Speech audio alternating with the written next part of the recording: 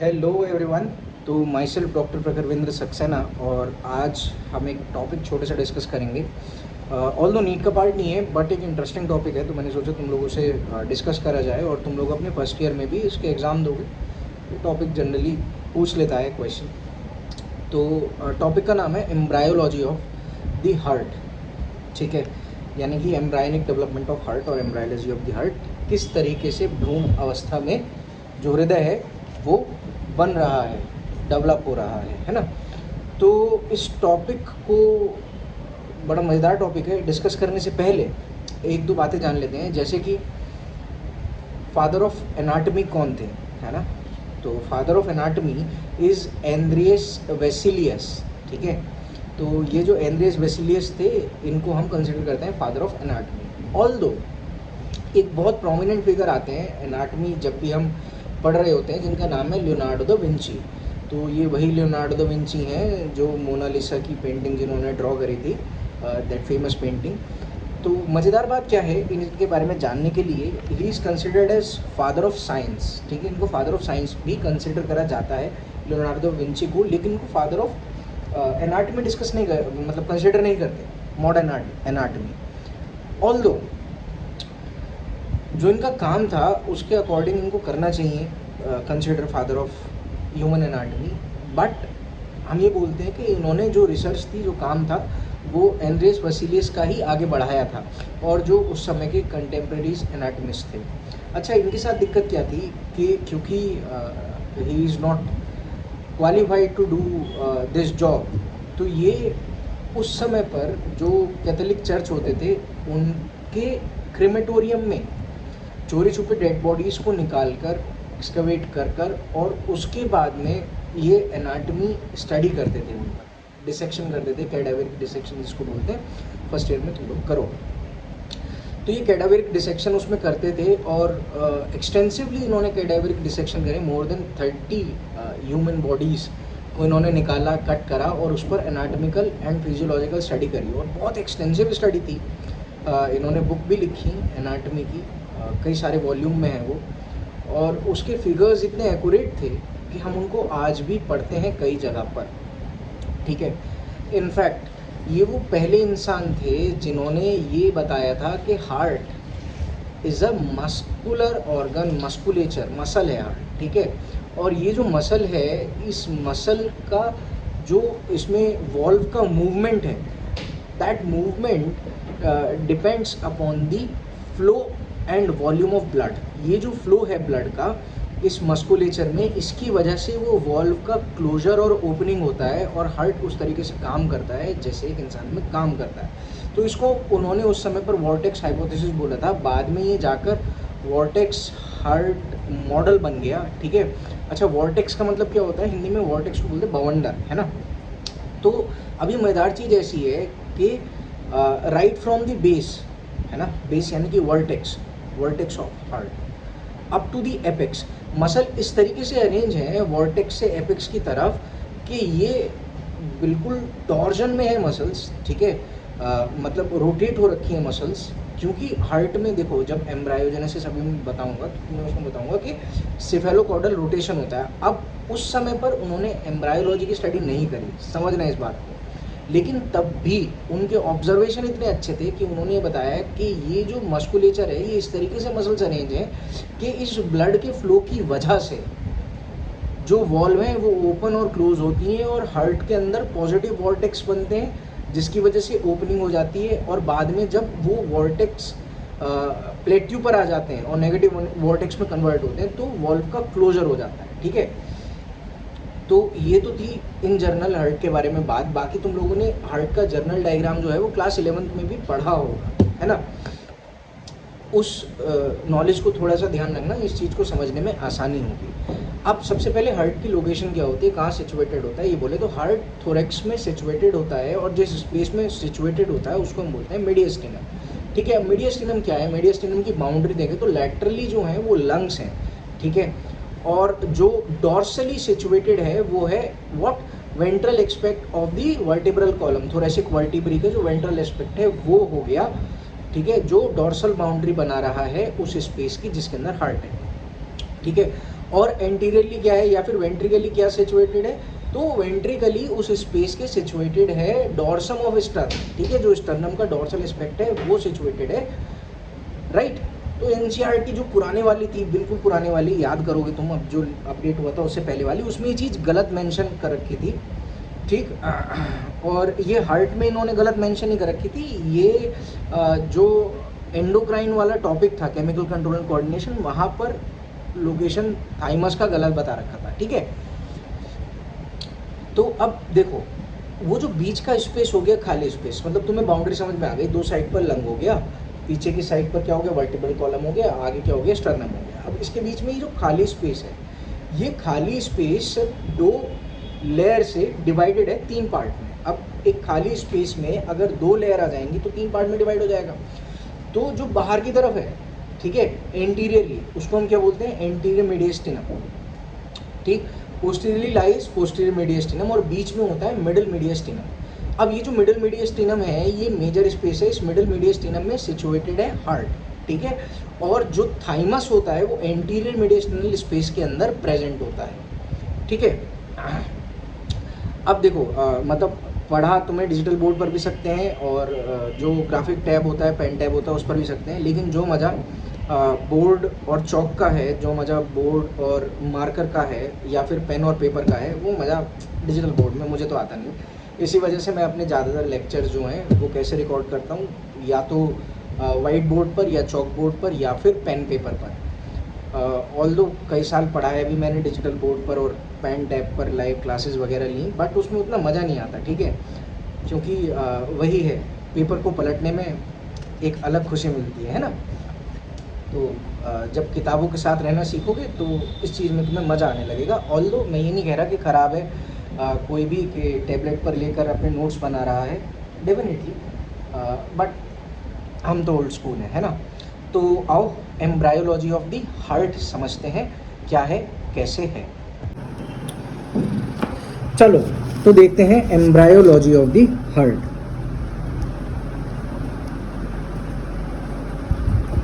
Embryology of heart. तो dorsum, ventrum, different section, anterior, posterior, proximal, distal, ये सारा का सारा हम पहले लेक्चर में बता चुके हैं, अलग अलग टॉपिक के जो पढ़े हैं इसी चैनल पर, ठीक है। अब देखो इधर एक सेजाइटल सेक्शन में समझेंगे हो क्या रहा है। This is the embryonic epiderm, this is the endoderm, और यहाँ है मीजोडर्म, ठीक है। तो ये हो गया है epiderm, this is the endoderm and this is the mesoderm, ठीक है। अब देखो होता क्या है कि ये जो मीजोडर्म है, यहाँ पर प्रिमिटिव सेल, जिसको हम बोलते हैं क्या, कार्डियक प्रोजेनाइटर सेल, ठीक है। प्रोजेनाइटर मीन्स ये सिंथेसिस करेगा आगे जाकर डिफरेंट कार्डियक सेल्स का, तो इसको हम क्या बोलते हैं, कार्डियक प्रोजेनाइटर सेल। ये cardiac progenitor cell epiblast progenitor cell, ये एपीब्लास्ट का रूप ले लेता है, ठीक है। It form the epiblast cell, ठीक। अब ये तो था सेजाइटल सेक्शन। अगर मैं लॉन्गिट्यूडनल सेक्शन समझूं तो ये सब वो कह रहा है, ये जो कार्डियक प्रोजेनाइटर सेल है जिसने क्या बना लिया है, एपीब्लास्ट बना लिया है। एपीब्लास्ट ये सिचुएटेड होता है एक एरिया में जिसको हम बोलते हैं ब्लड आइलैंड। अब क्यों ब्लड आइलैंड बोल रहे हैं वो इस डायग्राम में समझना, ठीक है। वो कह रहा है देखो ये इस तरीके से एम्ब्रायो अरेंज है,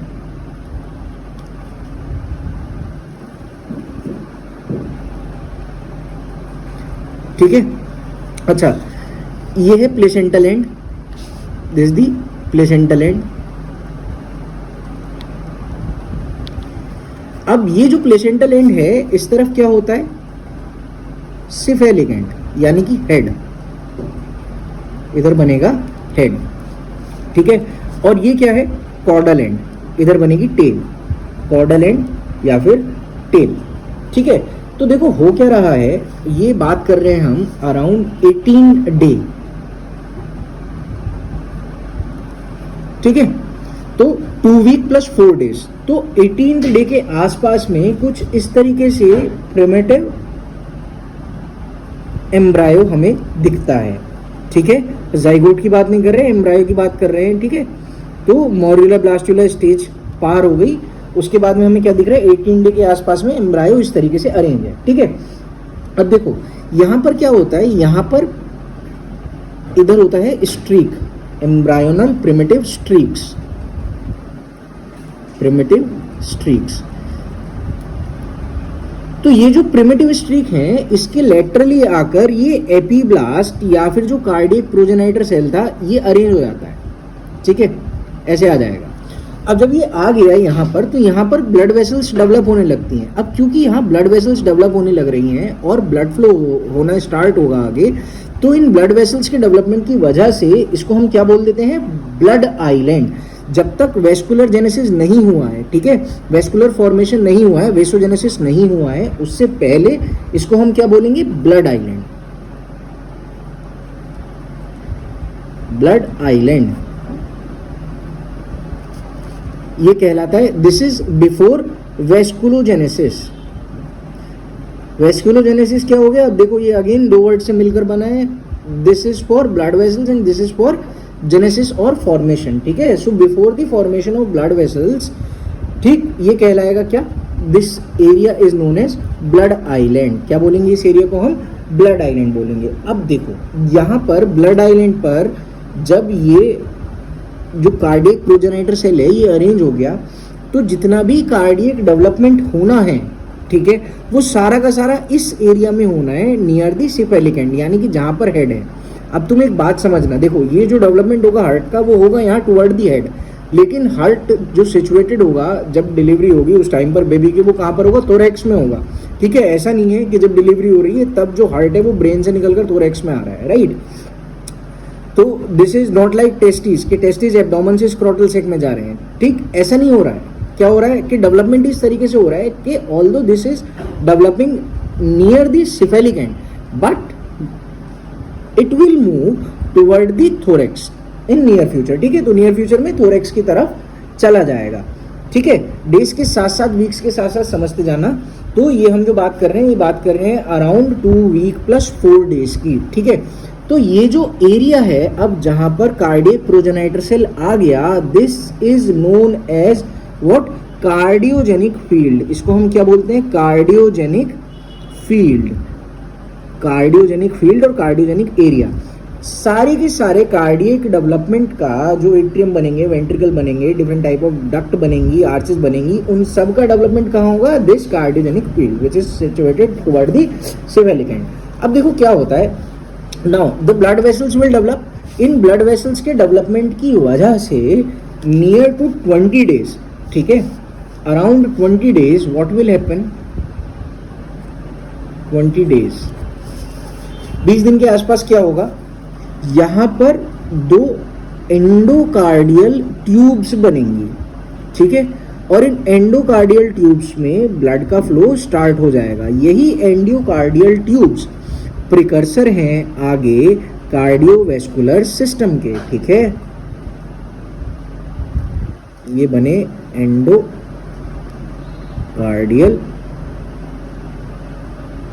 ट्यूब्स, ठीक है। अच्छा, ब्लड फ्लो कैसे हो रहा है, from caudal to the cephalic end, और ठीक है, ये चीज याद रखना, ऐसी ब्लड फ्लो की वजह से कार्डियक एक्टिविटी भी डिसाइड होती है। ऑल्दो हम क्या कहते हैं कि भाई पेसमेकर जो है वो ऐसे नोड है, पेस सेटर जो है वो एवी नोड है, ठीक है, वो इलेक्ट्रिकल एक्टिविटी ऑफ हार्ट, लेकिन जो क्लोजर ऑफ वॉल्व है, ठीक है, या फिर जो कार्डियक आउटपुट है, या फिर जो रिदम है, रेट है, ठीक, although that rhythm and rate depend upon the electrical activity of heart, लेकिन closure and opening of the valve is totally decided by the vortex heart model which is again given by whom, Leonardo da Vinci, ठीक है। So what happen is 20 days के आसपास ये बन जाएंगे endocardial tubes. क्या बन जाएंगे, एंडोकार्डियल ट्यूब्स, और ब्लड का फ्लो स्टार्ट हो जाएगा from cephalic, from caudal to cephalic end, this blood flow will start, ठीक है।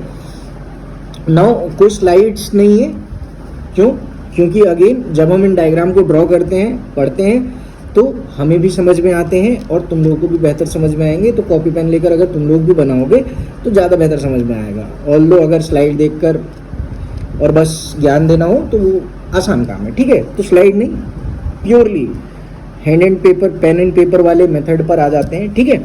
अब देखो क्या होता है, ये तो बात हो गई अराउंड 20 डेज की। धीरे धीरे जब ये डेवलपमेंट आगे बढ़ता है तो इन प्रिमिटिव एंडोकार्डियल ट्यूब्स में आपस में ये मिलना शुरू हो जाती है, जॉइनिंग स्टार्ट हो जाती है, ठीक है।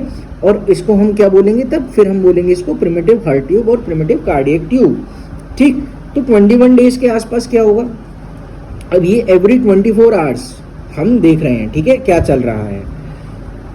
ये दोनों आपस में फ्यूज हो जाएंगे endocardial tubes.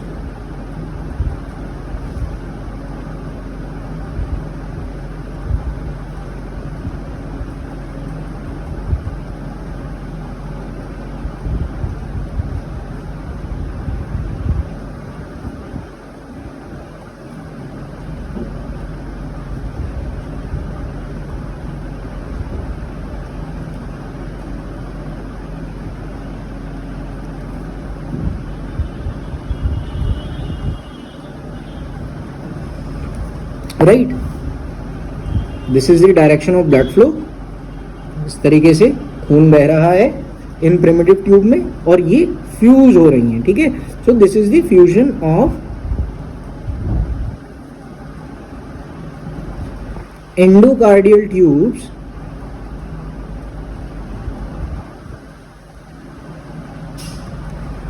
into primitive heart tube, right? Now this fusion will occur completely। इस तरीके से ये फर्दर आगे और फ्यूज होंगी,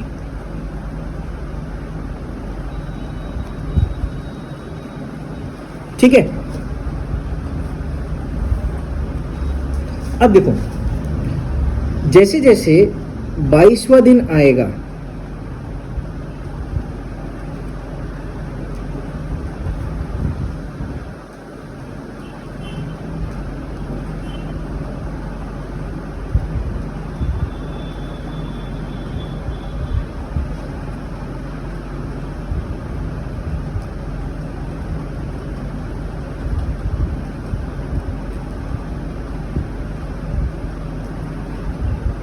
ठीक, तो इसका कंप्लीट फ्यूजन हो चुका होगा, इनका कंप्लीट फ्यूजन हो चुका होगा एज थर्ड वीक अप्रोचेस, ठीक है भाई।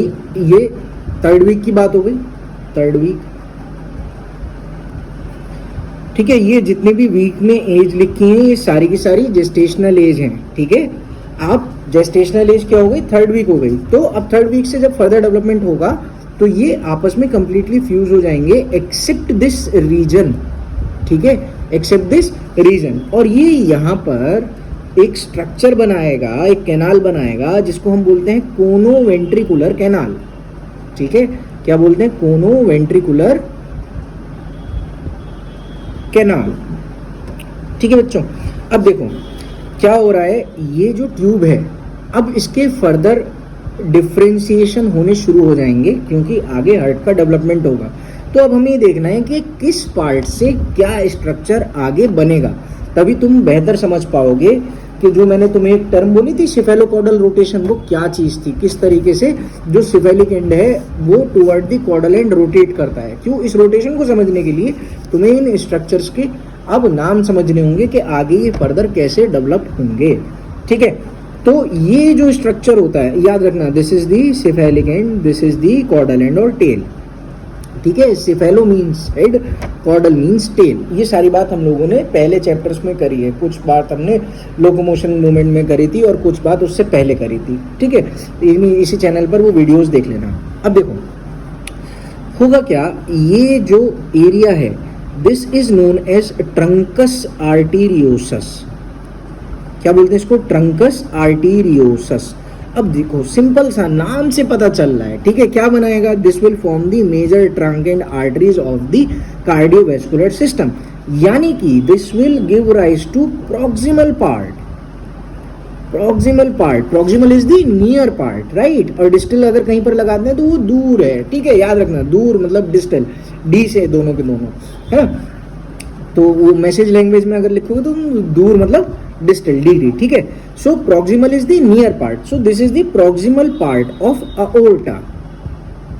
ये क्या बनाएगा फ्यूचर में जाकर? Proximal part of aorta and pulmonary artery, pulmonary artery, है ना। सिंपल नाम से पता चल गया हमें, आर्टेरियोसिस मतलब क्या हो गया? प्रॉक्सिमल पार्ट ऑफ अओर्टा बना रहा है, ट्रंक भी बना रहा है, यानी कि पल्मोनरी आर्टरी भी बना रहा है, ठीक है। फिर वो पल्मोनरी आर्टरी की फर्दर जो ब्रांचेस होती हैं उनका डेवलपमेंट करेगा, ठीक। अच्छा, अब इस ट्रंकस आर्टेरियोसिस के नीचे, ठीक नीचे लाइज दिस रीजन, ठीक है। ये तो हो गया ट्रंकस आर्टेरियोसिस का रीजन, ठीक है। Below it lies bulbus cordis, bulbus cordis. अब ये जो बल्बस कॉर्डिस है ये फ्यूचर में वेंट्रिकुलर, राइट वेंट्रिकल का ट्यूबरकुलेटेड पार्ट बनाता है, ठीक है। So it future, in future it will develop into, इधर भी लिख दो, develop into, what it will develop into